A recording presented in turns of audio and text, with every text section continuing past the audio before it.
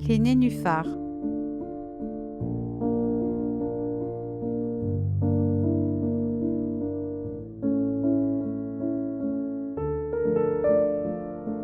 Lui, il aime les maisons, elle, les jardins. À eux deux, ils offrent la promesse du havre parfait d'une architecture élégante, jalonnée de fleurs. Une maison et des fleurs. Ces quelques mots résument assez bien leur union, mais pas leur histoire. C'est une histoire banale. Ils se rencontrent, ils s'aiment, ils se quittent. C'est une histoire banale en somme, si ce n'était de son dénouement. Voilà déjà 2 ans que le chantier de sa maison l'agite. Il l'a rêvé, dessiné, confronté ses plans auprès du meilleur architecte, a écouté ses remarques, avalé ses critiques, compensé son orgueil par son humilité, recommencé encore et encore, jusqu'à ce qu'enfin, non seulement elle s'élève, mais puisse tenir debout. La voilà lancée, et la progression de sa construction l'habite nuit et jour. C'est comme un rêve devenu vrai, et chaque progrès, chaque ajustement ajoute à son extase et son excitation. Toute sa vie, il a rêvé d'être architecte, de dessiner des maisons, mais ses piteux résultats scolaires l'ont vite poussé des bancs d'école pour apprendre un métier. Sa réussite professionnelle, si elle ne lui procure aucune reconnaissance académique, lui donne en revanche les moyens de réaliser son rêve aujourd'hui et d'accomplir peut-être sa destinée. Elle, elle aime les fleurs et les jardins. Elle aime que dorment sous la neige le mystère et la promesse des bourgeons qui auront su vaincre ce froid mortel pour offrir à l'œil ébloui une cascade de couleurs, ordonnée par elle dans une séquence d'éclosion, comme autant de petits miracles qui ne laissent jamais l'œil au repos.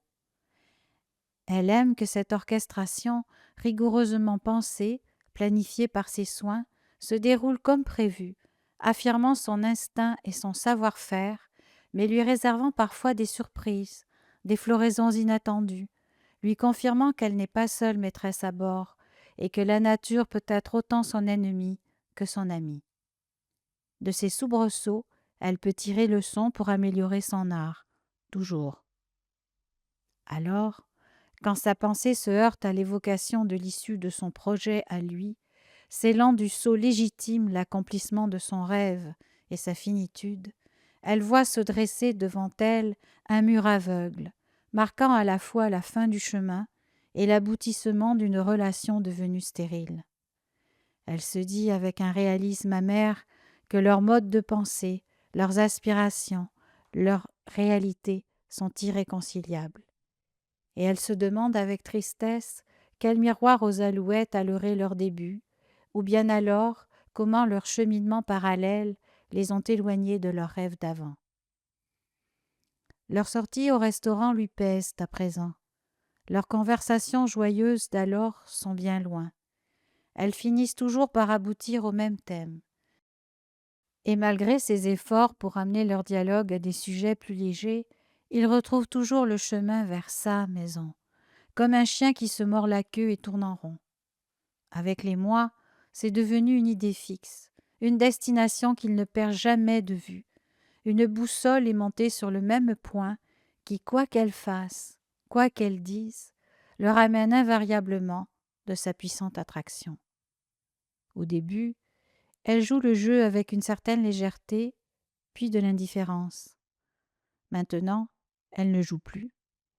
Elle le laisse partir comme un chien fou sur cette voie où il s'égare et la perd peu à peu, de son envie de ne pas le suivre, sans qu'elle se donne désormais la peine de semer quelques cailloux blancs qui le ramèneront vers elle. Elle le laisse partir, s'évader de leur couple pour s'engouffrer dans son projet de vie qui n'est plus le leur, sans s'apercevoir que dans ce soliloque, il l'oublie sur le bas-côté, s'engageant résolument sur une route où il cheminera bientôt seul. Elle ne l'écoute plus, acquiesçant parfois distraitement à telle ou telle remarque qui ressort de cet inaudible bourdonnement. Lui donnant ainsi l'illusion qu'elle l'écoute, elle s'évade alors sur ses chemins de traverse à elle, laissant vagabonder son imagination loin, loin des poutres de soutènement, des terrassements du rez-de-chaussée, du chauffage au sol ou de ces immenses baies vitrées qui feront de cette construction une maison paysage. Dans un inexplicable réflexe conditionné, acquis au prix de multiples répétitions, le mot maison la fait maintenant inévitablement sursauter, provoquant panique, lassitude ou désarroi. Avec le temps, ce mot glisse sournoisement vers une association prison-maison où elle s'imagine dans une relation usée, éteinte et sans intérêt où elle se sent coincée. Et elle se demande vers quoi se projetteront-ils après, quand la maison sera finie et ne pourra plus alimenter sa fougue ni ses monologues. Quand elle l'envisage, cet après lui évoque finitude, stérilité, le bout d'un chemin sans issue où se dresse le mot fin. Il sait bien qu'il la néglige et qu'au fond, il ne devrait pas. Il le voit. Il le sent à ses airs absents et à son désintérêt bien palpable quand elle s'évade de leur conversation pendant qu'il s'enflamme à l'évocation des étapes à venir. Il le voit bien. Il le sait bien. Il la connaît.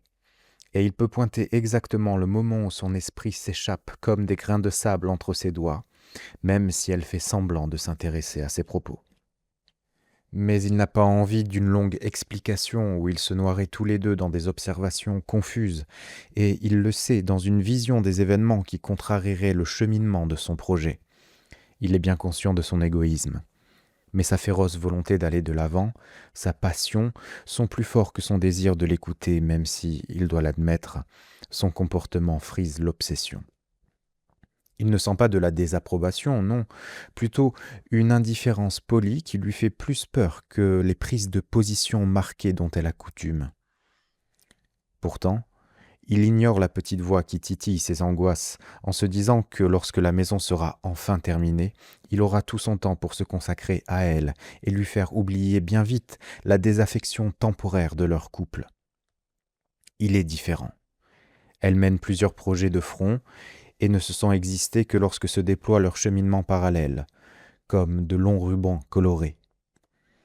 Lui, il est monolithique, fait d'un bloc. Un seul chantier à la fois, mais il s'y donne à fond, sans s'éparpiller.